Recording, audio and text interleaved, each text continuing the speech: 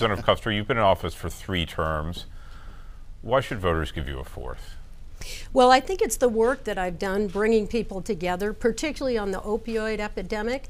I created and now I chair the bipartisan opioid task force. We've got 105 members of Congress, half Republican, half Democrat, working together. We passed 54 bills in June and the president signed it into law last week. Education, prevention, increasing access to treatment, long-term recovery, and helping law enforcement. I've worked in a bipartisan way for veterans and fought to have better health care, making sure that our veterans have access to community care here in New Hampshire through the VA Mission Act that was signed by the president. And I've worked on a number of issues that have brought federal funding here to New Hampshire for infrastructure, to finish I-93. I want to get the rail to Nashua, that's a big issue, and to help increase wages, create a more robust economy, and the federal government plays an important role in that. All right, Mr. Negron, we've heard from the Congresswoman, sort of the power of incumbency. In short, poll done here at St. Anselm College found 75% of voters don't know who you are. You've got a week till Election Day. What's the most important thing you'd like them to know?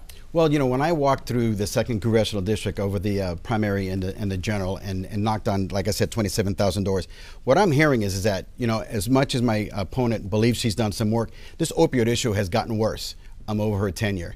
And of those 105 members that's at the, Washington part of this team, I'd ask her how many people have actually come to New Hampshire and actually sat there. That's what I've done. I've actually sat with these people and looked them in the eyes, the people that are doing recovery, the police chiefs, the fire chiefs, first responders, and what they're telling us, it's broken. It's not working. And so that's what I need. And I know that's when I tell people, I'm the kind of guy that's going to get down to the person on the boot. Those are the people that are out there in the trenches fighting this. And on the veterans issue, I was talking to a young man, 84 years old. He's having an issue getting his bill paid, right, through the CHOICE program. And he's getting all the notices. And he's called Congressman Kuster's office and he's getting no help. Look, as a veteran and a guy who has 109 years of military service in his family, I know what it is to be a veteran. I know what the hill is and I know what the struggle is. So the people that I've talked to know that I would be a big proponent for them in whatever undertaking I take. Congresswoman Kuster, you have 30 seconds for a rebuttal. Well, I have been around at every corner of this district, bringing people together, hospitals, police, fire, and we brought those people down to Washington because we've got bold ideas and innovative solutions on the opioid epidemic that can make a difference all across this country. And so we brought the Veterans Committee here. We had an oversight hearing with my Republican colleagues coming to New Hampshire.